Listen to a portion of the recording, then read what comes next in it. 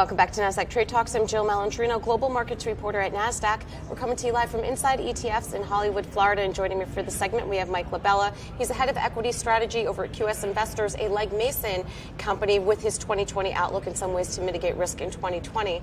It's great to see you, Mike. Thanks for joining us. And a lot of market drivers to kick off the year. In January has not been a slow news cycle, that's for sure.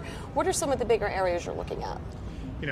Really was going to be how the market was going to handle a couple of really large risk events at the end of 2019. We thought about the trade deal with China, we had the global economic slowdown, we had conflict in the Middle East, and what really started to happen was all those things seemed like they were going to work out okay. So the market took a big sigh of relief and volatility has been at an all-time low. But the key difference is that 2020 doesn't have the Fed. The biggest market mover last year was the Fed decreasing rates 3 times and the restarting of QE, not QE.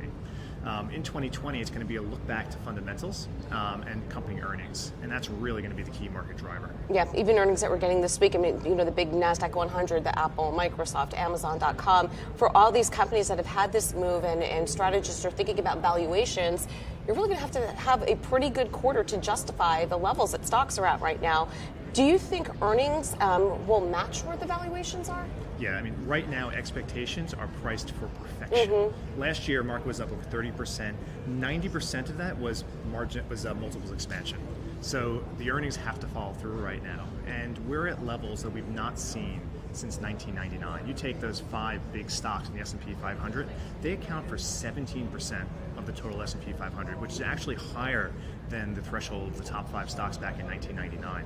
So that means one disappointment from sky-high expectations could have a pretty profound impact on the market. So we think investors, while the base case scenario is that it's probably going to be decent, 1 or 2 bad misses could have a very significant impact. So investors have to start diversifying away from that big tech trade that did really well last year into some of the other sectors that lagged last year. All right, now what are some of the ways that you can mitigate this kind of risk in 2020? Yeah, so we think equities is still the place to be. We think markets are going to go up. We're not going to dive into recession in 2020, but it's time to start taking some risk off the table, and we'd like to do that with a couple of sector plays. Companies like in the utility sector, consumer staples, real estate. These sectors have less market sensitivity, so when there's turbulence like we saw with the coronavirus scare yesterday, these companies went down less than the overall market. We also like sectors that have dividend payers right now. And last year, dividend payers were one of the worst performing attributes in the market.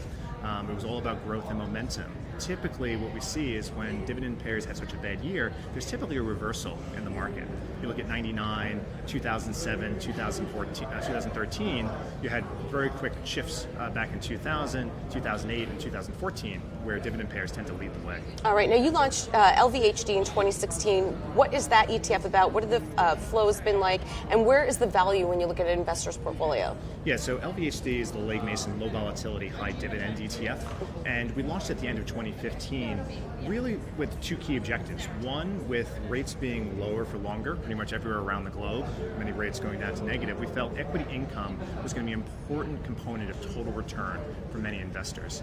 And the problem with a lot of other equity income strategies was sometimes investors chase yield, and they end up in a lot more risky environment than they actually should be. So LVHD really tries to deliver attractive income, a 3.5% dividend yield, but with less risk than the market. Since we launched back in 2015, we've actually had about 25% less risk than the S&P 500 over that same period of time. Right, and dividends have been a big topic here at Inside ETFs, and there really is a difference between a solid dividend payer versus something that is high yield. There's a reason why they're yielding higher. So you're screening for those stocks that are a more safe capital bet, but they're consistent with their dividends. Right, you have to look, you can't just look at the yield, and that just becomes really attractive. You see that juicy 5% dividend yield, but that could be a signal for a distressed company. So what we like to say is we like to look for sustainable dividend yield, and what that means is it's a high dividend yield, but it has the profitability and earnings to support the dividends. And you can do that through really simple rules, even things like payout ratios below 100%. That means you can't pay out more money than you're taking in earnings. Right. Simple things like that can give you a lot more robust yield in the market. All right, Mike, great to catch up with you as always. Thank you for joining us on Trade Talks. I'm Jill Malandrino, Global Markets Reporter.